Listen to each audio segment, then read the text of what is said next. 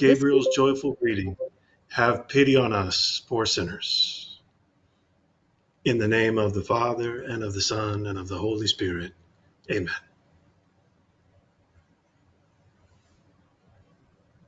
Okay, Father, could you do that again? Because I messed up the recording. No, I'm only kidding. We got about half of it.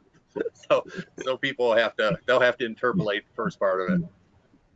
All right, so one of the things that we wanted to do is we wanted to kind of, I guess, get a short recap about where we are in this process of supporting you, and also kind of catch up with you, Father Mark, about what your life's been over the last 3 or 4 months, and maybe a little bit of how the book is going.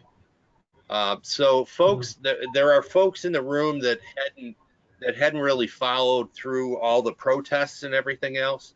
So if you could just kind of give us a short recap on that, and then tell us a little bit about where you are now and how you're feeling about things, and how your life is going. Okay, Dale. First of all, let me say what a delight it is for me to see everyone's face and to have this chance for us to be together like this. It's not the best, but under the circumstances, it's what the Lord is offering us. And to have this chance a week before Christmas to communicate like this, thank God, thank God. Because the joy of his coming to save us is what sustains us, even in the darkest of hours. And I think we could all say that 2020 has been a dark one. And it has been for me. Just to go back to May, that's when Bishop Nestout suspended my public ministry completely and ended my service at the parishes by that unilateral action on his part,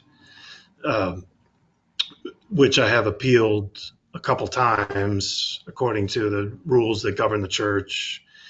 The appeal is not altogether exhausted. The original appeal is right back to the bishop himself that was summarily rejected in June. The next appeal was to a group of officials in Rome, a congregation of cardinals. That was rejected a couple times on the same technicality. There is a court of appeals in Rome that's kind of like a Supreme Court, and they have the case. They haven't dismissed the case out of hand, which is something of a miracle in and of itself. So it's not altogether over. It's worth praying. I'm still praying, and I know you all are too, that we might prevail there and we could go back to the happy life we had before as parishes. I'm not giving up on that. I don't want to give up on that, and I know you all don't either. So that's where all that stands as far as recourse within the church, according to the rules of the church. It's a wing and a prayer at this point. I got a letter from the diocese telling me to get back in touch when I turn 70, which is in 20 years. I'm old, but not that old. So that's not a very hopeful communication to receive. But I'm not giving up hope on that either. I think the Lord has drawn me more deeply into what exactly my vocation as a priest really is in this experience. We were happy together as parishes. I think I was a pretty happy priest, certainly not the best priest on the face of the earth or the holiest, but pretty happy, maybe one of the happier ones as a parish priest. That does not appear to be in the cards in the near future. But the main thing, it seems to me, that the Lord is asking me to do is to continue to write on my weblog and to write also more extensively a book about all this.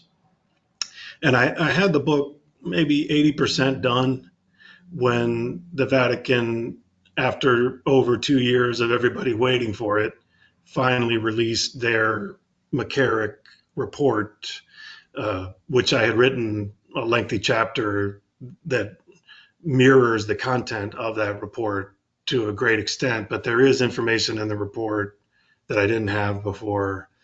And then the report itself is a development in the subject matter of at least the first part of my book. So that in a way the publication of that report set me back a little bit, but I think that's a blessing also to help me clarify what exactly I want to say and what needs to be said at this stage in the development of this situation. Um, so I'm still working on revising, incorporating additional information, clarifying.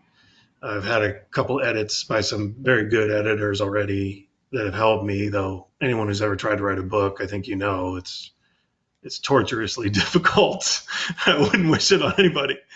But the Lord has his plan here. Um, Anybody have any questions about anything I said about this so far?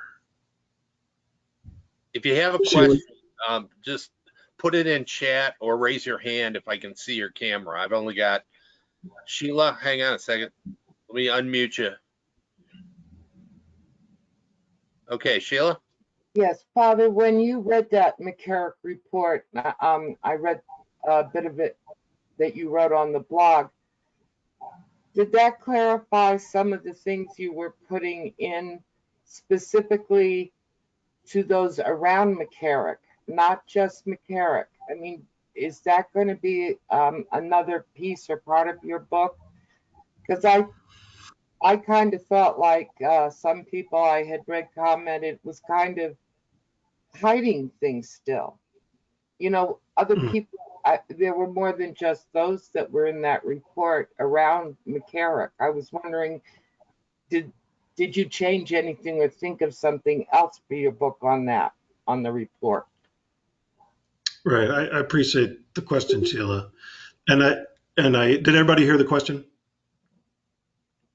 It had to do with, well, let me just clarify one thing. I mean, Theodore McCarrick is the man who ordained me a priest, who it turns out by all rights should have been in jail on that very day and should have been in jail for decades prior to then. And who has in fact been removed from the clergy. That happened in February of 2019. Only the Pope can do that, and the Pope did do that to him after all these many decades. And he's got to go meet the Lord soon enough. He's already well over 90 years old. I don't have any ill will towards the man on my own behalf. I pray that he would fully repent and go to meet God in peace. By all indications, he has not done that and has not owned the huge damage that he's done to numerous hearts and souls of his victims. But I think we can all agree on this. What is scandalous about the situation is not solely the crimes that he committed and the damage that he did, but the even greater scandal is how many people knew about it and did nothing about it for all these many years. And the interesting thing about the Vatican report is that it reveals a certain amount of information about that the public did not have at all before. There's very little in there that I didn't already know. I mean, the people who've studied this carefully didn't already know, because of the whistleblowers who have come before, basically, and in a sense, forced the Vatican's hand in the production of this report in the first place. It wouldn't exist if it weren't for whistleblowers having stepped forward in the past. But the report also conceals a great deal in the way that it presents the information. And so your question is is a good one, Sheila, because that's what I'm going to have to try to do in what I'm writing about. I'm going to add a whole chapter I think, about Pope John Paul II specifically, so that we can understand a little more fully the context. The Vatican report reveals decisions that he made, but does not give us an insight into the context that we really need to have to understand it. And that's actually just the beginning, I think, of the kind of context of the information that's revealed that needs to be offered so that we can understand, I think, from the point of view. I mean, the point of view that I always try to keep in mind is of a good father, how a good father would react to learning what these various officials learned at various points in time, and that they did not react as a good father would react. That is really the scandal. It always has been. Truth to tell, it's not just clergymen either. I mean, that's one thing that the report reveals that I didn't know, is how many journalists knew as much as they did and still didn't report on it. That is also somewhat scandalous situation. So anyway, I hope I'm answering your question, Sheila. Father, let me, we've gotten a couple questions in chat, and if anybody has a question, put it in chat or wave and, make me aware that you have a question. First, Jules McGouls, I guess in Australia, I think he's in Australia. He said he hopes you're well because he heard from your mom that you've recovered from COVID-19. And I apologize, I should have started with that. You and I had talked earlier today, and I know that you've been recovered for a while, but just speak a little bit about the COVID thing. And then the other question was, do you have a publisher for this book that we're all waiting to read? Right. Okay. Two very good questions. And Jules is a she, by the way, just to clarify. Okay. Am I right? Is he in Australia? Australia. Okay. Yeah. Thank you, Dale. Yeah, I feel fine. Thanks be to God. A lot of other people, I think, have had a lot worse bouts with the virus. For me, it was not even that nasty of a cold. Minimal symptoms, just lasted for a few days. The isolation was the worst part of it, being isolated for 2.5 weeks until the doctor finally You cleared learned me. something about testing that I would hope that you would share with us. Right. Yeah. It is. Hopefully none of you will ever have to go through this, right? Which is, how do you know that you don't have coronavirus anymore? What is the means by which to attain that knowledge? And the best way to do it, which I learned the hard way, is to have a video chat with your doctor. With your doctor, right? The best way to do that is not to wait in a long line at the CVS drive-through to get a swab and swab your own nose twice over the course of 2 weeks. Doing that twice, that is not the best way to do it. Taking it into your own hands is not the best way to do it, because you'll get false positives, or the tests will indicate to you that you're still contagious when you're actually not.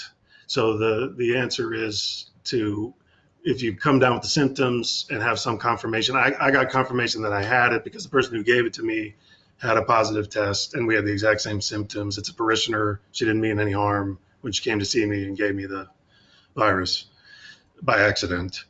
But what you need to do is just stay home for 2 weeks, unless you have to go to the hospital, God forbid, and then call your doctor.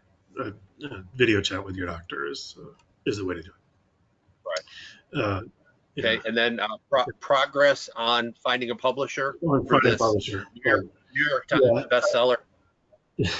Right. Yeah, God help us. The Lord has His plan. I did have an offer from a publisher that I'm going to follow up on that. I'm not sure it's the best publisher for the situation. I had a really good conversation with Mr. John Morehouse, who was, God rest his soul, the acquisition editor of Tan Books, which is a very well-known Catholic publishing house. And we discovered, and my uncle will be interested to hear this, that we both spent time at Williams College, which my uncle also did. He spent more time there than I did, and so did Mr. Morehouse. But anyway, Mr. Morehouse was very interested in my book, and then 2 weeks later, he died of a heart attack. God rest his soul. It's a kind of very sad development in Catholic publishing, actually, the death of Mr. John Morehouse of Tan Books, because among those who read those books, it's or who read some of the magazines that of authors that he's published, like Crisis Magazine. If you've ever read that, they had a piece about his untimely demise in there. God rest his soul. He was very interested. So the interest is out there. I wish I could say I have a publisher solidly locked in. I don't. It's not easy to find one. But there's definitely been some progress, and I think it's just a matter of time of sealing a deal with somebody, and then I got to produce the final version of the book. I think it's a matter of a couple months. Okay. Jennifer, I'm gonna unmute you. Where are you? There you are. Yeah, I'm gonna unmute you. You've got a couple interesting things to share. Okay, Jennifer, you're unmuted. Okay, well, thanks. Let me adjust my screen here a little bit. Yeah, Father Mark, I'm so glad to meet you, and Right. keep the faith and all that. But John Morehouse was my editor over at 10, and he did a good job, and they're a good company, and I don't know what they're going to do, but they will. They'll pull it together. So that's good that they're interested. I think that's really good for you. So I'm happy about that. And I just wanted to mention about I don't know if you saw or others saw today in the National Catholic Register, Father Raymond D'Souza had a very good article about John Paul II and the Mccarrick Report, and basically, kind of going through the whole timeline of who knew what when and that kind of thing. Because there are a lot of people out there who are trying to say the whole Mccarrick thing was John Paul's fault, and so it's just turned into a I don't know how to put it, but the report is not satisfactory. I mean, I just don't think there's any doubt about it. And I thought your commentary on it in your blog was really very good, because you seemed to say that you felt like he was in the background actually writing it. And I haven't seen anybody else say that, but I think you make a good case. So anyway. Thank you for saying that. Yeah, well, no, I'm keeping an eye on what you're saying. I'm actually trying to keep an eye on what a lot of people are talking about this, and I think most people who take the church's teaching seriously are not satisfied with this report. I think it's safe to say that. And Jennifer put that link in the chat that she just spoke about. So if you want to go see that article. Yeah. So are you getting support from other people? I mean, are your brother priests reaching out to you, or friends reaching out to you, or? Thank you for the question.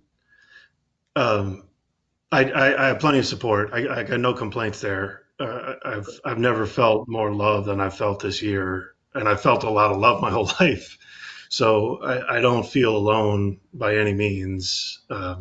People here in Martinsville, my friends all over the world, my family, I don't feel alone. I wish I could say there was a wholesale outpouring of support among my brother priests of this diocese. I can't say that. That has been maybe one of the most painful aspects of this whole situation. On the one hand, I don't begrudge them their distance from me under the circumstances, because it could be them, right? I mean, that nobody wants to be here, and I don't begrudge them not wanting to be here and to take a stand on my behalf would endanger. Given what's happened to me, it is a reasonable fear on the part of any other priest of this diocese that there would be some kind of some adverse circumstance would arise if the priest decided to openly say something about this situation, or even be associated with me personally too closely. I do have priest friends of this diocese. I mean, it's not like I don't have any, and with whom I have been in touch. The morale in the diocese among the priests is abysmal. I mean, utterly abysmal. And I, and the situation involving myself has contributed significantly to that.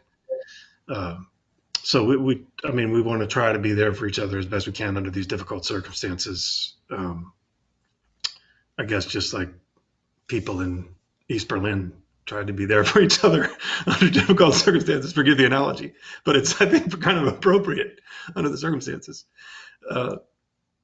Anyway, and I have other priest friends in other dioceses to turn to and who are very supportive. So I appreciate the question.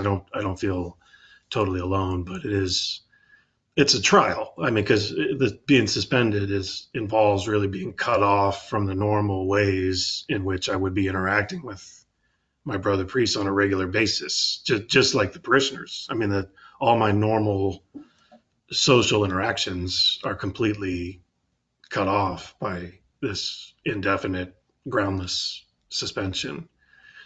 But a lot of people could say that this year, right? I mean, a lot of people could say that the normal social interactions have been cut off. So it's a cross for all of us to carry. Okay, Father, let's go back to the Mccarrick Report. You and I had a conversation about the bishop's statement that he put out to the parishioners that basically said that nobody had ever come to him with any complaint or I wish I had the words in front of me, but it was basically nobody ever came to him while he was secretary for Bishop Hickey, Cardinal Hickey. Was he a cardinal? He was. And then also when he was temporary secretary for Mccarrick.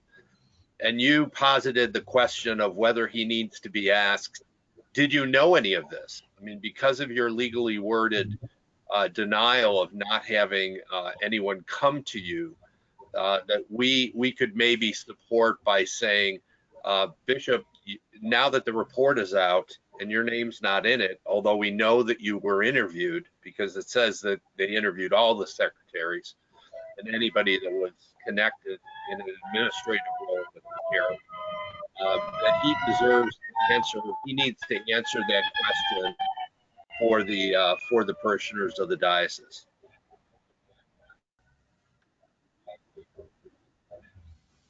Mm-hmm.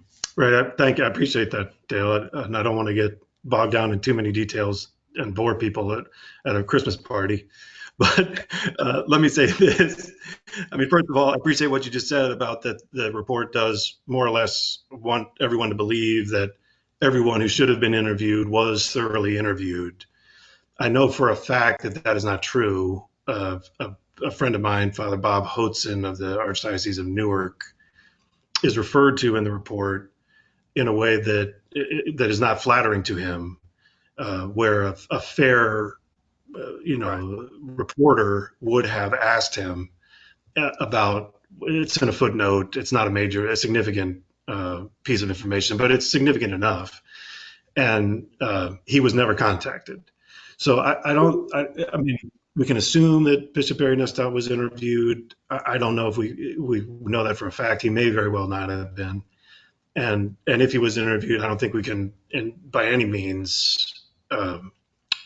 give the benefit of the doubt to the idea that it was a thorough interview. That even if it were, that if it had content that was unflattering to Bishop Nestow, that it would have been published. I don't think we can assume that at all. I mean, quite the contrary. in fact.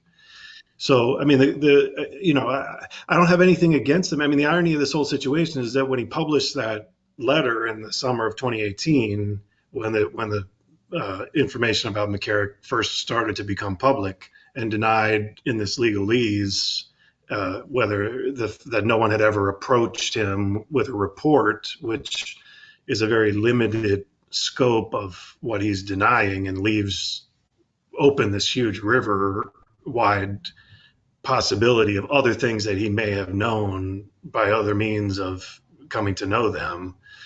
But when he published that letter, numerous people who knew that I had known him for 25 years, since I have, asked me, can we believe this even on its face? And I said, yes, we can, because I was there at the time too, and I didn't know.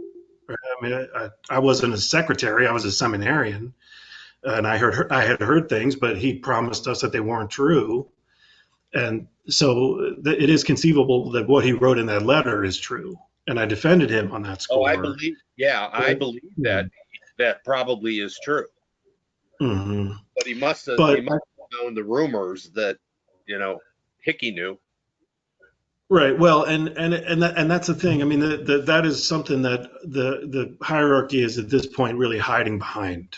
The idea that they had heard rumors that were unconfirmed, and so no one could reasonably expect for them to have done anything. But it was not a rumor that he insisted on seminarians sleeping in the same bed with him. Right? I mean, that was a fact that he himself acknowledged. And that fact is actionable in and of itself.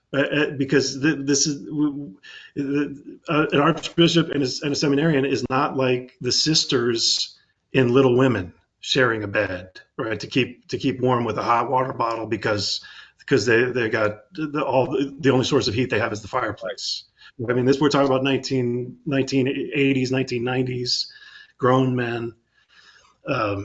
So right. I mean, I think we all want to live in a church in which Bishop Barry Nestout, and he's not the only one. I mean, the newly appointed Bishop of Buffalo was also in a position to know about what I just said, that it was a fact, right?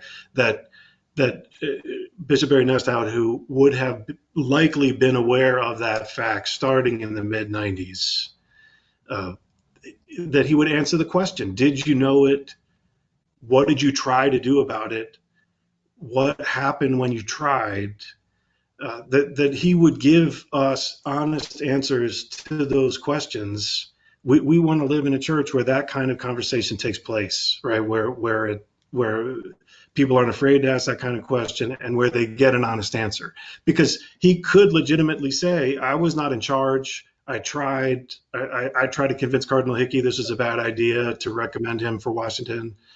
When Pope Benedict ordered the cover-up of the McCarrick case, I tried to convince him that was not the right thing to do. He could say all those things. I think we could give him the benefit of the doubt.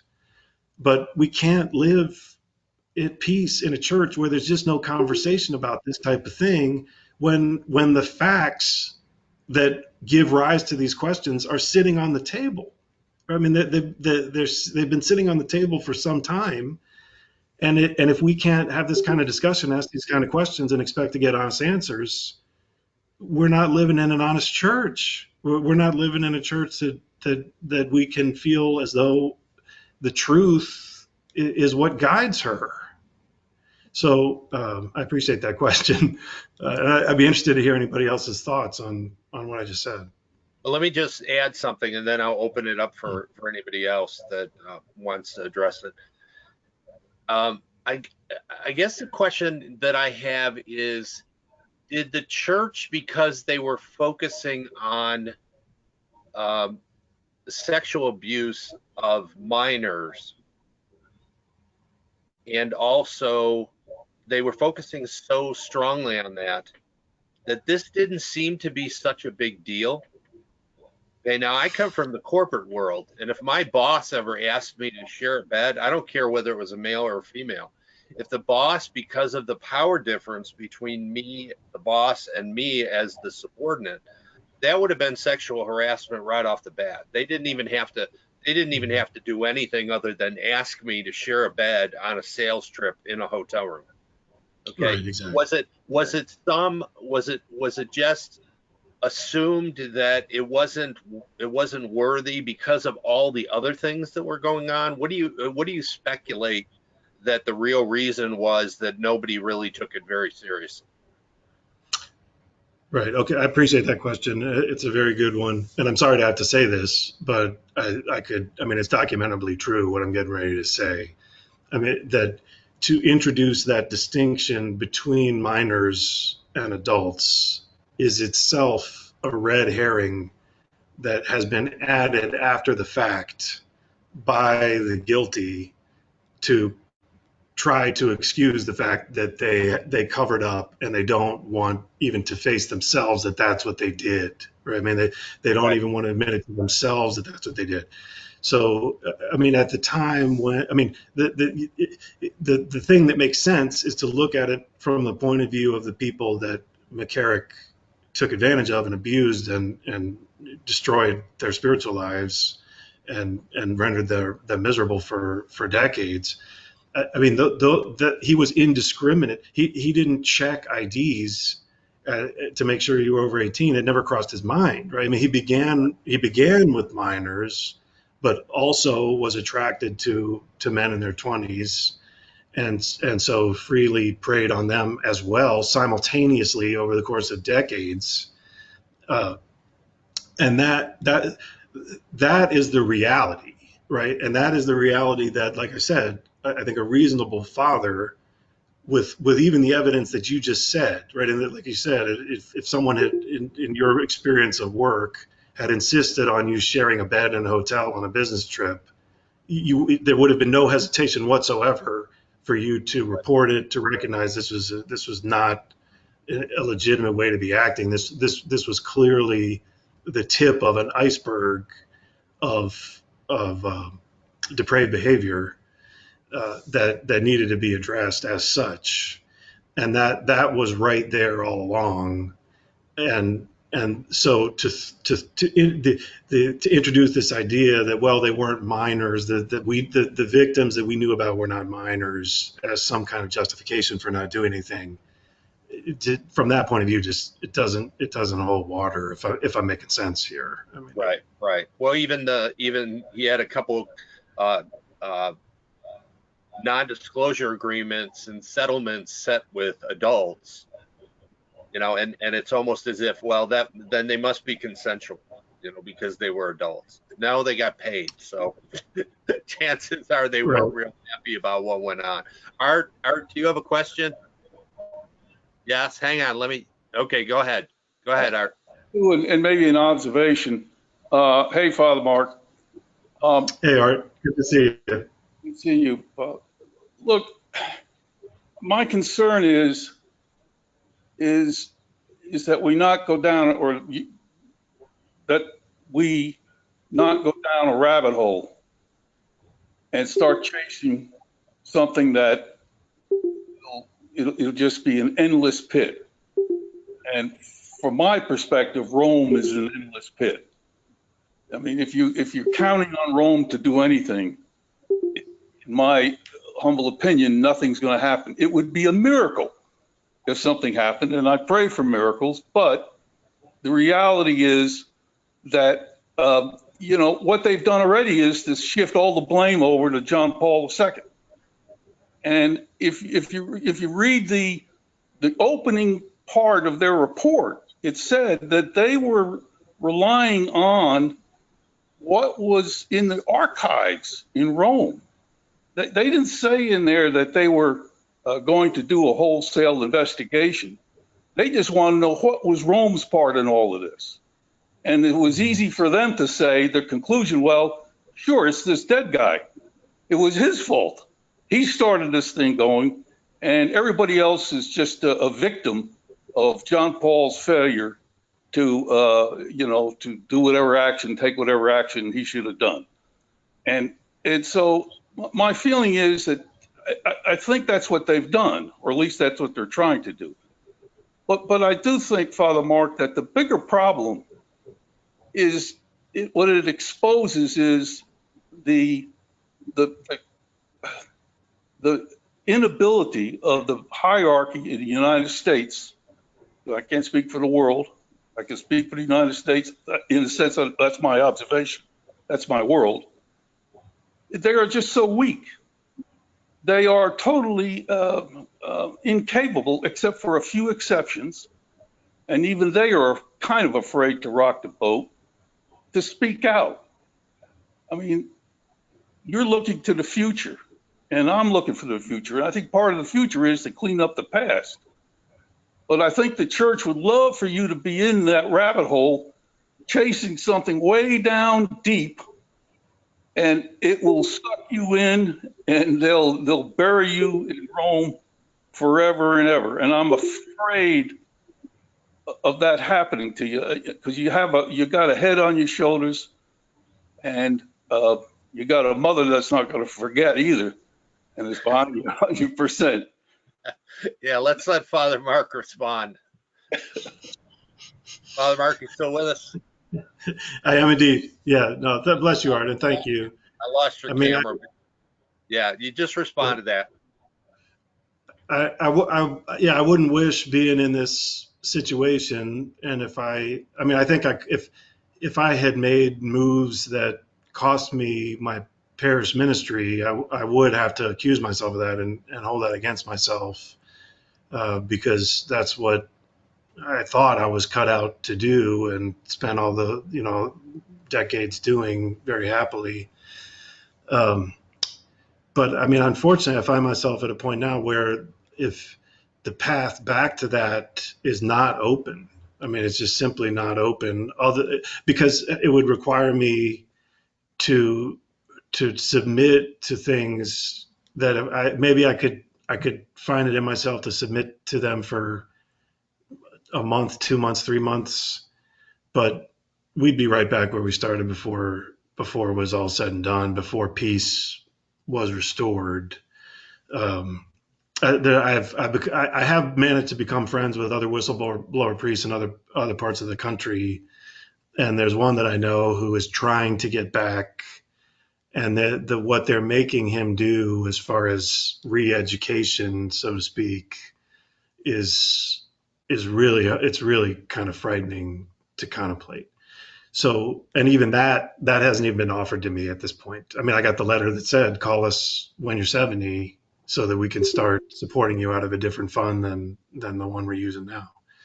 So, it seems to me that I'm trying to take it one day at a time, and I don't want to write anything off, or I don't want to create a situation with the bishop that is acrimonious in a way that doesn't need to be, because the truth is I would like to be his coworker in peace with him, that like we were for a year and a half before this started, and I'd like to find a way back to that. But if what the Lord has cut out for me, I mean, I appreciate what you're saying about a rabbit hole. I don't want to go down a rabbit hole exactly, but the details do matter, right? And what I conceive of as at least peace for myself, right? I mean, as someone who was ordained by Theodore Mccarrick, and the way I understand the situation, having been in communication with people who he has victimized, that to achieve that peace is going to require something of some digging that is going to be painful, and that may result in my being on the outside for the foreseeable future. Is this making sense? What I'm saying? I mean, Yep. Okay, we've got a greeting from the Acosta family. Okay, guys, you should be unmuted. You might be muted on your end. Check your speaker. Hi, Father Mark. look at that hair. Oh my gosh, look at all that hair. Hi, Father Mark. Look at those beautiful faces. Yeah. Hi, Father Mark. Hi, Father Mark. Hi, Father Mark. Those are ones. They got to be your youngest supporters. Do you all like your new house? Do you like the new house? Oh yeah, I love him. I love him. Hi, Father Mark. Everybody here with you. Hi, Father Mark. Hi, Father Mark. Hi, Father Mark.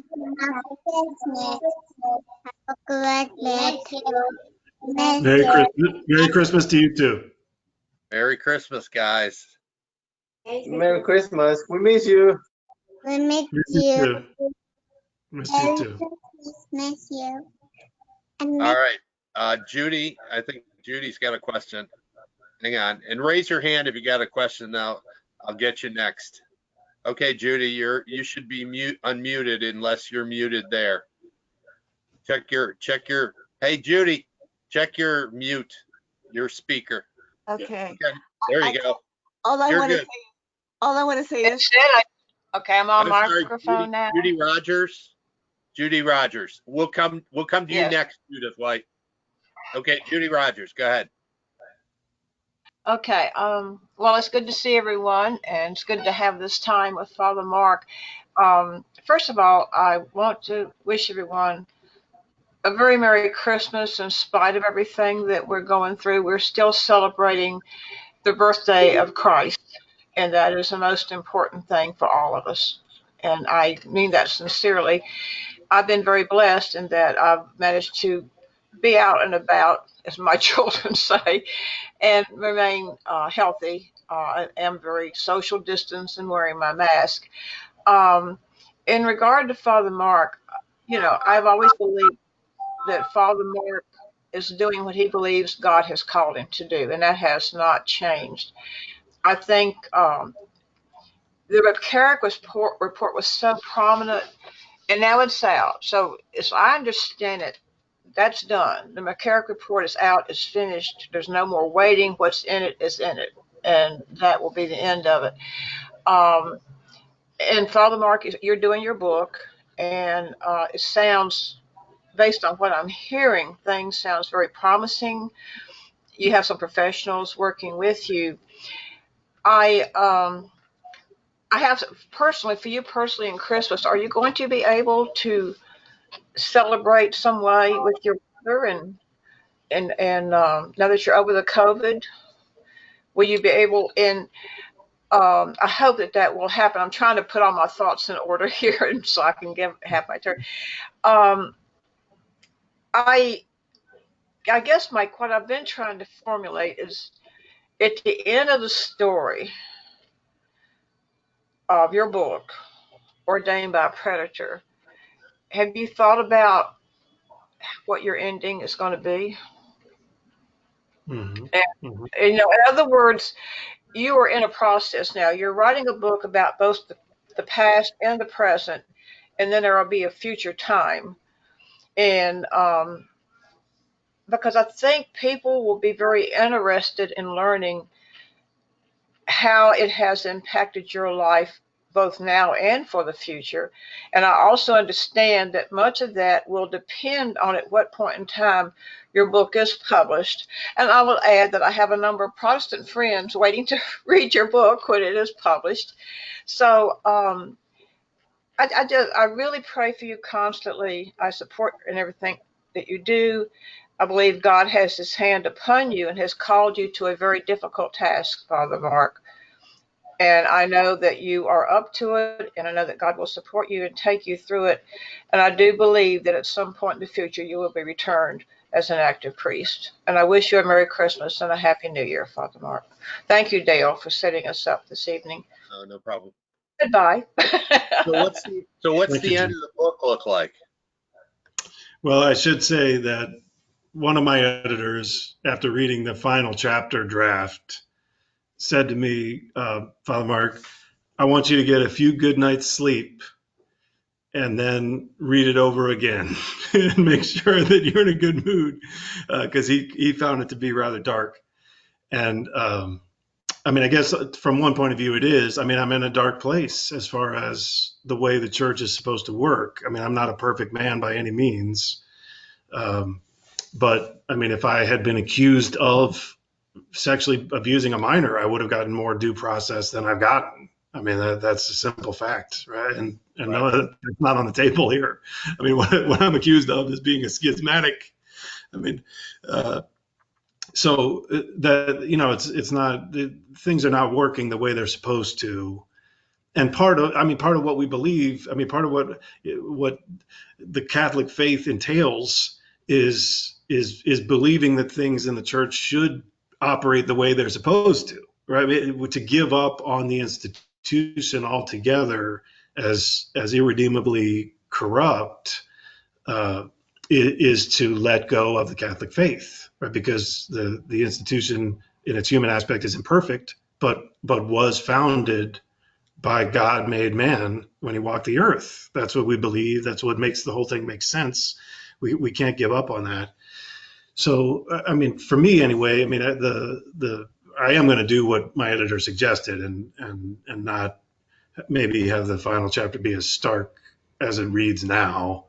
But I mean, to me, there is hope there. When we hope lies in facing the truth squarely and fearlessly, because when you have faith in God, you can do that, right? It seems to me like the scandal has occurred ultimately because of a lapse of faith in the providence of God. The Lord knows the evil that men and women do, and the Lord knows how to heal it.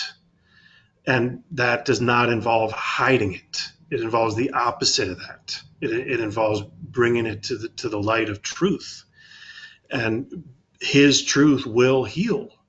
And so to not shy away from how really, I think, truly ugly the situation is. I mean, I think the situation in the Catholic Church right now is as ugly, if not more so, than it was at the beginning of the 16th century when Martin Luther got as agitated as he did, justifiably, about numerous things, right? I mean, there's aspects to the situation now that are worse, and we have to face that and look at it squarely.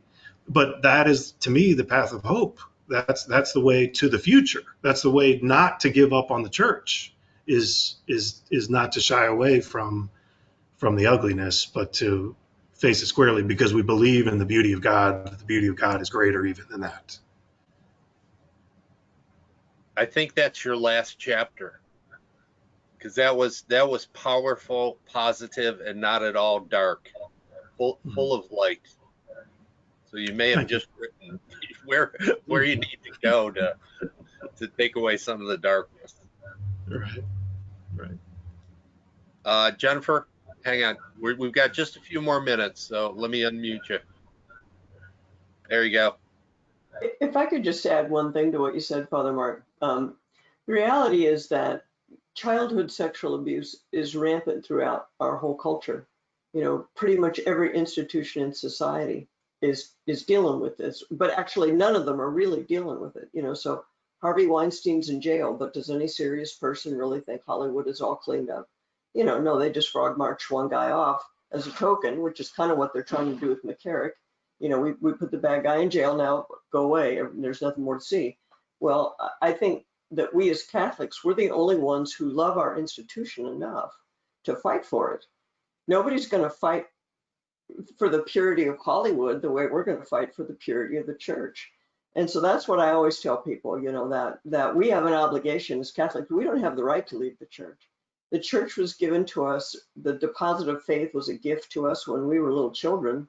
And we have no right to, we have a responsibility to pass it on in as good a shape as we got it. And honestly, if we don't straighten out the clergy sex abuse, nobody's going to straighten out the Boy Scouts or the public schools or anything else. It's not going to happen.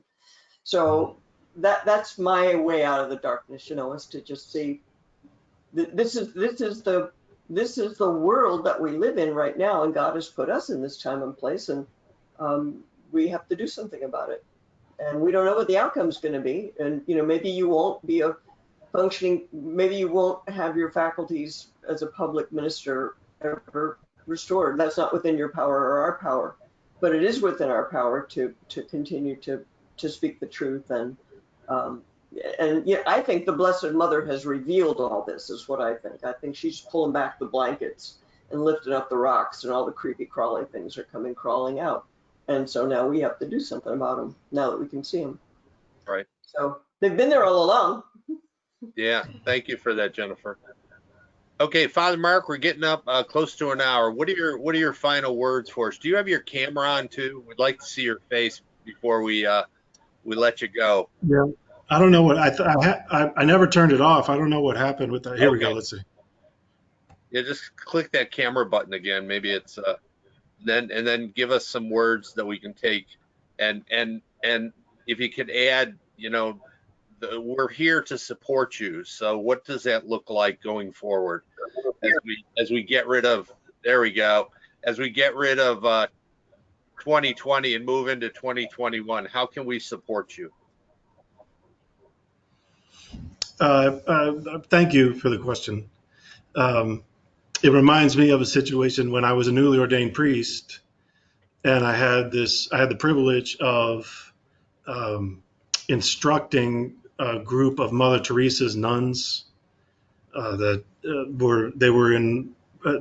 they have, when they first start out becoming missionaries of charity, they are novices, and then they are kind of interns for a few years, and then their final year of preparation for their vows is called their tertianship. And I was an instructor of a group of nuns, of her nuns in Washington D.C., because there's a large convent of missionaries of charity there. And one of them asked me, Father, what do we need to do to help this world? And what occurred to me as an answer is believe the Christian faith, believe what we say we believe, that what we say Christmas is, that this is how much he loves us, that he does guide everything with his provident hands, and that his plan is for the best, and that he does heal and resolve and save and lift up and give life. Believe it, right? I mean, and that is the greatest thing that anybody could do to help me, and because I know, and that is where true love can be found, and that's what binds us together. That's what my life as a parish priest has always been about, and it's true, right? He's got a plan. He's got a plan for us, and let's be together as it unfolds. Thank you. Okay, I'm going to unmute everybody so you can say Merry Christmas or good night, Father Mark. Thanks for spending the time with us, Father Mark. Merry Christmas, Father Mark. Merry Christmas, Father Mark. Merry Christmas. Brother Merry Christmas. We love Merry you, Christmas, Father Mark. holidays. We love you, Mark. Nice to meet everybody. Nice to Love meet you everyone. Father, remember, Merry Christmas to all of you. Merry Christmas. We love you. Love you all. Thank you, Father Mark. God bless. You're in our prayers. Always. Thank you. Thank you, Father Likewise. Mark. Merry Christmas, Union everyone. Methodist, we pray for you, Father. Thank Thank you. you, Dale. Bye. Thank you. Thank you. God bless you, Father Mark.